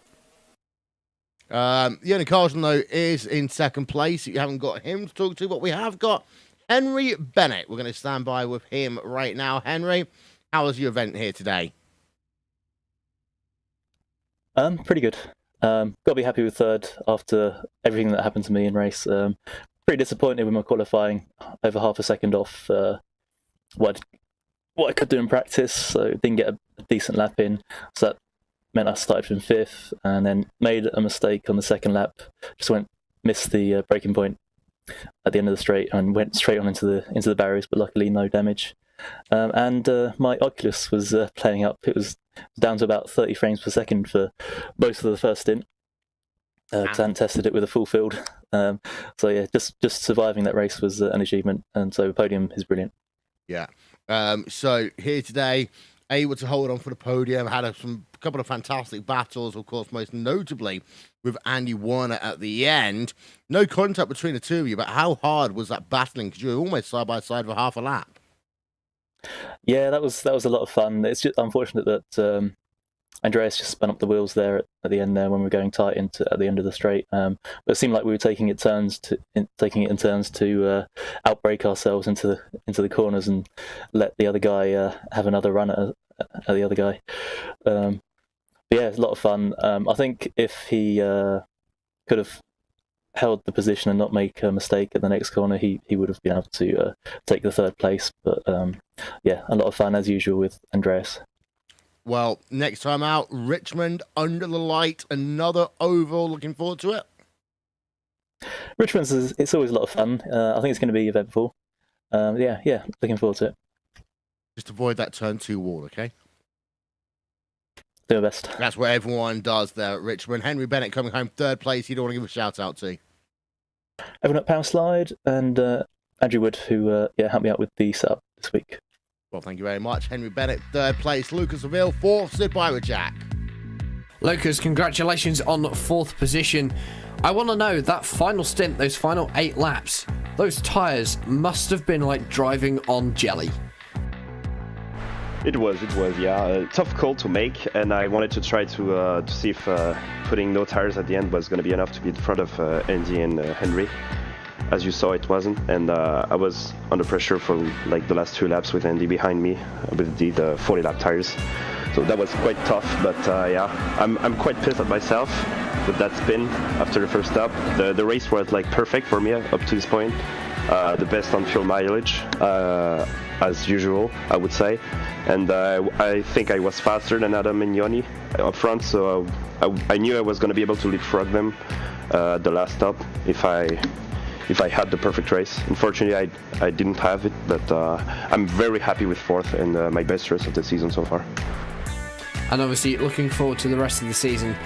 We have probably said that's going to be the hardest circuit we go to. The only one that which I could really think of which is going to equal how bumpy it is going to be on the 12th of August. We're going to be heading to Pocono, the tricky triangle for this year's 500-mile race. I mean, obviously, we've got to do Richmond first, but Pocono, that's going to be surely difficult. It is really our 500-miler of the season. Is going to be a big race for sure. I'm pretty sure like a lot of people of CIS who run this year are going to be there. I expect the biggest grid out of the season at Pocono, so definitely an interesting race to watch and to be a part of. So stay tuned for that. That's for sure. And who got it done for you today, Lucas? Big thanks to Robert, as usual, for the work, and all the guys in CIS who make this show possible with us. And big shout out to you guys, Will and Jack for the broadcast. Lucas Seville coming home in 4th position today at Detroit. Back to you, Will. Yeah, indeed. So next on the docket of people to talk to is the driver of Robert Grosser. Robert, not the best day you had out on track, but you still finished inside the top 10. Yeah, well, that's the maximum I could expect, but really this year I really try everything to not win the championship, and I really succeed in doing so. So yeah, what can I say? This mistake so early in the race was super stupid. Was completely my fault. I was trying to make a position on Sasha, who struggled a little bit. Yeah, and then I vaulted, had to tow, had to use the fast repair, and then the race was pretty much done. But yeah, P9 at the end. Well, not too bad, I take it. Well, you take it this one. It's been a tough championship for you so far. Richmond next time out, however. Less than 18 cautions, do you think? Difficult question. I hope so. I really hope so. It can be very difficult due to the night, due to the cold temperatures and all this. So we really have to see. Well, Robert, before we let you go, who do you want to give a shout out to? Yeah, first of all, big shout out to our sponsor, Logical Innovative Engineering, then Joel Real Timing, then of course you guys, Will, Jack, Raceport TV for broadcasting. Also, I want to give some greetings to Matt Cook, who is just broke his arm before this race, couldn't do it. So get well soon, and hopefully see you at the latest Pocono, I guess, is realistic. Yeah, you say that. You got a teammate called Gregores, who once ran an IndyCar official race with one arm. So, Cook, come on, that's not an excuse, really. Yeah. It's true, by the way. It was on Raceport TV Primetime, Watkins Glen International, and Jack Gregores actually did run the entire race with one working arm. And speaking of another driver who I guess his arm is still healing, I think. Ryan Hellier finished down in 13th position. Ryan, your arm must be in agony at the moment. Not agony right now, but it was in the last few laps. It didn't seem to affect my race too much. And even though it was kind of painful, that was an awesome race. I never competed in a series where the other drivers are so clean before. And well, obviously, Richmond is going to be slightly easier on your arm, and we know you've taken a couple of races out to let it heal. Obviously, Matt Cook now having the same problem with a broken arm. Classic IndyCar's not really having much luck with arms at the moment. Richmond and Pocono, 2 ovals coming up for you. How are you? Is that going to be slightly different? Are you looking for a slightly better result at those tracks? I've never driven there before, so I have no idea what to expect. I usually do worse with open setups and ovals, though, so probably not a good result, but I'm looking forward to it anyway. And well, Ryan, before we go and let you enjoy the rest of your evening, who would you like to give a shout out to? I'd like to give a shout out to the organisers, because this is the best run league I've competed in, other than my own, of course, but I'm biased. Ryan Hellier finishing 13th position today. Indeed. So that is all we've got time for here tonight. But next race will be at Richmond. I will tell you one thing, Jack. I've done many a race there. Those right front tyres, if you just push them too hard, they're going to be gone in less than 20 laps. Richmond is going to be a very interesting circuit. Seeing how people are going to have their cars set up as well to deal with the cold conditions is going to be extremely interesting. It's not a track that I've personally raced at, but then I'm not really that much of an over racer myself. Richmond is going to be an interesting race to watch. Yep, it's a short one, 3/4 of a mile. It is a tough one as well. Before we go, shout out, of course, to Logical Innovative Engineering, total sponsor of the Classic IndyCar Series. Also, the Joel Real Timing, associate partner of the Classic IndyCar Series, is Simon Ballard, TrackCam22.com, Andreas One and And1 Design, Simon Grossman, Aptioneering.com, and Nick Disson for RaceSpot TV, live timing and scoring. That has been round number 6 of the Classic IndyCar Series. That guy, Jack Stiles. I'm Will Vincent. Good night from Detroit.